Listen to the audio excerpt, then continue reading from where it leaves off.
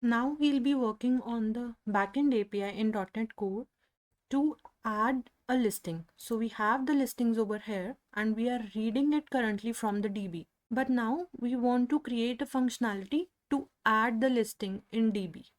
So for that, first we'll go to our web API solution. I'll just stop the execution. In the controller, we already have a method to get the data from DB. Now we'll just add a new method. It is going to be HTTP post method because we want to create an entry in the database.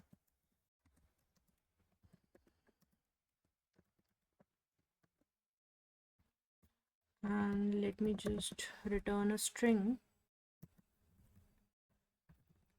post method. Now in the post method, what we are going to do is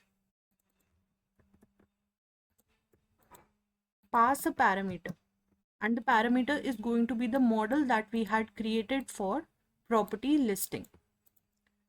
So this is property listing request that will be incoming from the React application.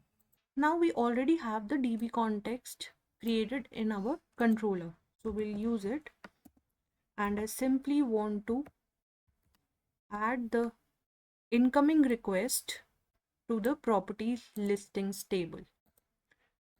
Now once that is done, we want to just await and use the save changes async method. So whichever particular entry we are adding to the property listings table, we want to make sure that it is saved in the database as well. Once this is completed, I simply want to return a message, details saved successfully.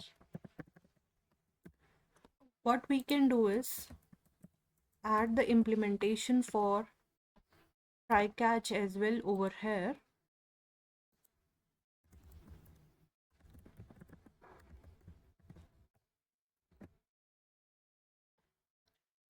And I'll just create a variable for returning from this function, and then this could be set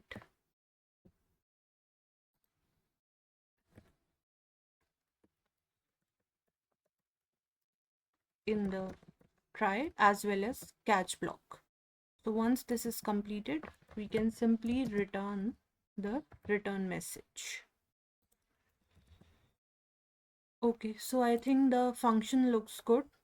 We are ready with our second API method, that is going to be a post method. And let me just run this solution now.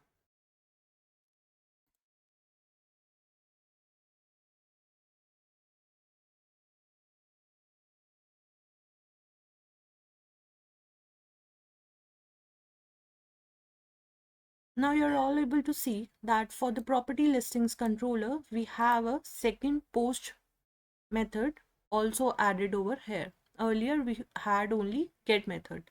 So we'll just use the post method and we'll try it out.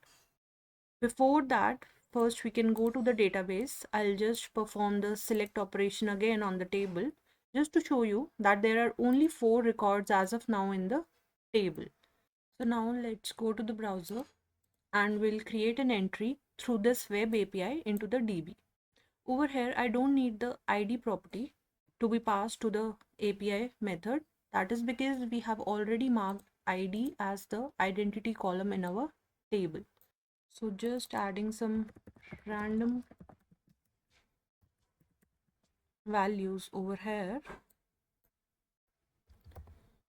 And let's and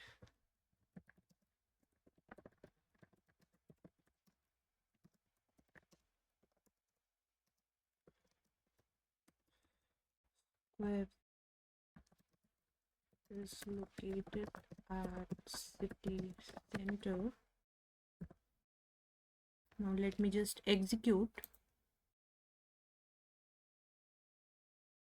Over here, you see that we are getting the response as details saved successfully, but we need to verify as well. So let's go to the database again. So currently we had 4 records in the table that we had inserted through this insert script only. We did not have a create API yet. We did not have a post method in the .NET Core Web API solution. Now we have added it, and let's just execute. So over here you see that the 5th record is inserted as well. So the .NET Core Web API is working perfectly. We are able to add our record into the table through API method. Now we'll just create the connection from the React application to the Web API.